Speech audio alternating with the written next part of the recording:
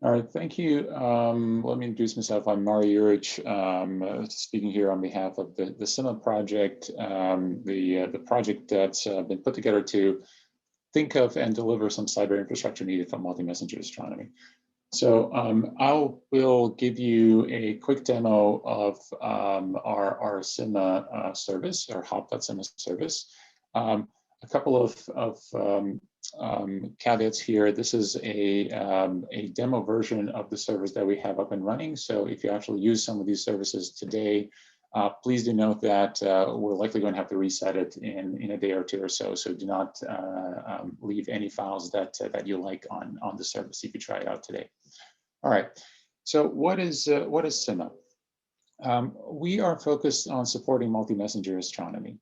And the website I'm going to be talking about today is at hop.scimma.org, and you can go there right now. So in multi-messenger astronomy, hop.scimma is intended to be a hub which will be operating real-time streams of candidate discoveries from multi-messenger experiments. So things like gravitational waves, things like neutrino experiments, and so on. And hop.scimma allows observatories to publish streams of candidates and discoveries, and scientists, brokers, and TOMs to subscribe to these streams. And one of the really important things in this field is the ability to set up ad hoc collaborations to distribute data securely and to, especially when, because there is an element of competition to it, to be able to quickly send some alerts so that your filter has perhaps selected one way or another to only a certain set of collaborators. So what I'm going to be focusing today in this demo are the various features that we put together to make those ad hoc collaborations possible, including authentication and authorization of access to these systems.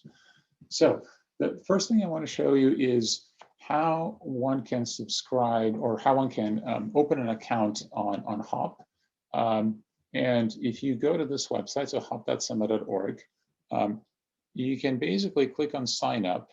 And what this will do is we've integrated Kafka and all these systems with CI Logon, which is a tool that's powered by the same thing that powers things like Eduroam. So you should be able to select your own university. And here I'm going to use University of Washington. And open an account without having to create a new password or new identity or anything like that. So let's see if this will work. I'll use a dummy account. I go through my university login procedure, and then after that, a couple of clicks, and it asks you which username you want. I'll use Juric here.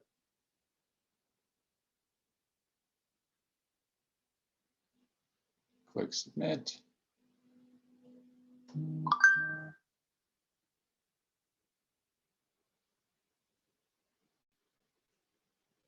And then in a couple of seconds, that's it. I'm basically on the system.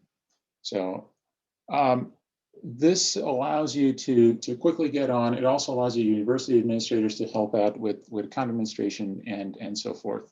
Now, one caveat, this is the first time we're actually showing this to an audience of 100 plus people. There are many institutions involved in a system like this. I bet there are going to be some problems in logging in for at least some of you. If you do experience them, please let us know in Slack, and we're going to debug it. All right, so let me open a new browser here, and I'm going to go and log in as myself to show you the rest of this. So once you have the account, you have access to all of HopSCIMMA features, including the integrated Jupyter Hub.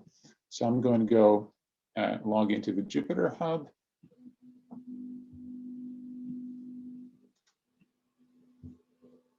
And I should be dropped straight into the demo notebook that we have for this demo. So one of the things we do here, which we won't have time to show, is how to create credentials. all accesses to SCIMMA are authenticated. The system is quite secure. You have to have a credential for everything. You can use this my.hop.scimma.org site to create credentials. But once you have credentials created, things that you can do in a system like this are create your own topics. You can choose who has access to topics. You can create ad hoc collaborations, for example, for following up a certain event. If you want to have your messages stream only to a certain subset of people you're working with, you can set that up. And from Jupyter here, I'm going to demonstrate how that works by just opening two different accounts or opening hop.scimma in two different accounts.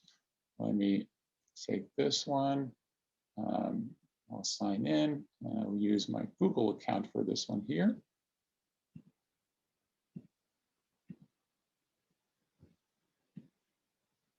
And this is just, I'm doing it just to show you that this truly is integrated with different providers. And so here I'm integrated, I'm logged in with one account. Over here, I'm logged in with a different account. I can quickly run a connectivity test. So this is our heartbeat stream that simply outputs a message every second. And then what I'm going to do here on this side is I'm going to create a very simple filter that reads the heartbeats and then reformats them a little, because up here you can see that the timestamp in a heartbeat is simply a Unix time in microseconds.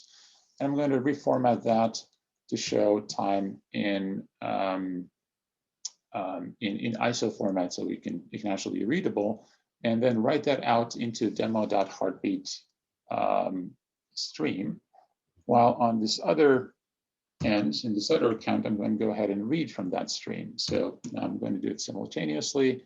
And what you should be seeing is messages are appearing here, and they're going to be appearing here on this end.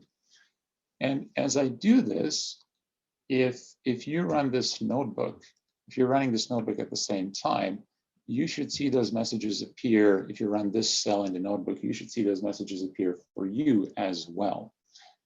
Now we come to the interesting part, which is I also have a topic called demo.private that is only private to these two users. So if I now read from this topic on my left side, and here I say I'm going to write to demo.private, I'm going to see messages start appearing on the private stream. Did I do this correctly?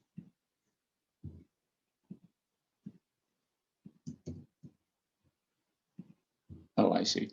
I ran the wrong one. Here we go. If I run it here, I'm going to see messages appearing on the private stream. However, if one of you tries to run this cell, you're going to get an error message because you don't have access to the private stream. And if I wanted to give you access to that private stream, I can simply go here and add any one of you to the demo group, anyone who's logged on or who's created an account by now. So these are the accounts that we have created so far. I'm not sure who this is, but here you go. I've added one person to the list for that stream. So if you now try running this cell, this should work for you in about a minute or so. That it takes a little bit of time for everything to sync up. All right. So the summary here, because we don't have much time, is this is a glimpse of something that's fairly low level, and the intent here is to build, to have a tool, a streaming system that can be used to create ad hoc collaborations and topics with really fine-grained permission. The goal is to ultimately provide a hub for MMA events and a toolkit like this, similar in some ways to Tom Toolkit for local deployments, and a hosted service which collaborations and individuals can use to really build powerful streaming applications. most users are not actually going to use this directly the way I've shown it. There are interfaces like the Tom Toolkit that integrate with this, through which most of the work is going to be done. And examples of early usage are the Snooze 2.0 system, which connects a number of neutrino detectors all across the world, using Hopscotch as the underlying messaging layer. And we have upcoming integrations with Tom Toolkit and Treasure Map. See more from the demos by the Elastic Congress team. So there are a number of opportunities here for the LSST ecosystem. I think there's some technical opportunities, these things like single sign-on and so forth. Everything is written in Python, so they're easily transferable to other projects as well. And you could even use a full Hopscotch system as a basis for a platform if you haven't started yet. And there are also some nice operational opportunities for both for LSST and for the users. But let me stop here and let me see if there are any questions that we can answer if there's time remaining.